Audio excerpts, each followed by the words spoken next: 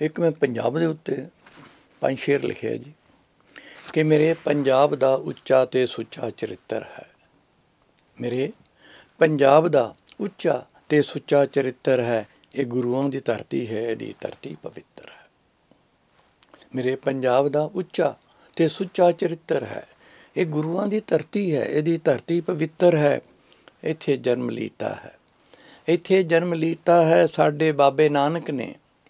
ਇੱਥੇ ਜਨਮ ਲੀਤਾ ਹੈ ਸਾਡੇ ਬਾਬੇ ਨਾਨਕ ਨੇ, ਜੋ ਸਭ ਨੂੰ ਪਿਆਰੇ ਹਨ, ਜਿਨ੍ਹਾਂ ਦੀ ਦੁਨੀਆ ਮਿੱਤਰ ਹੈ।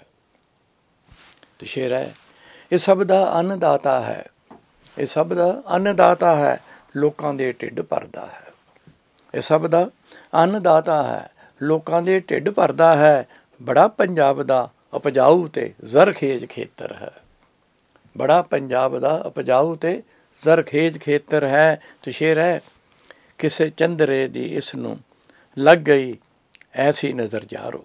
ਕਿਸੇ ਚੰਦਰੇ ਦੀ ਇਸ ਨੂੰ ਲੱਗ ਗਈ ਐਸੀ ਨਜ਼ਰ ਯਾਰੋ। ਰਾਹੂ ਕੇਤੂ ਵਿੱਚ ਘਿਰ ਗਿਆ ਇਹਦਾ ਨਛੱਤਰ ਹੈ।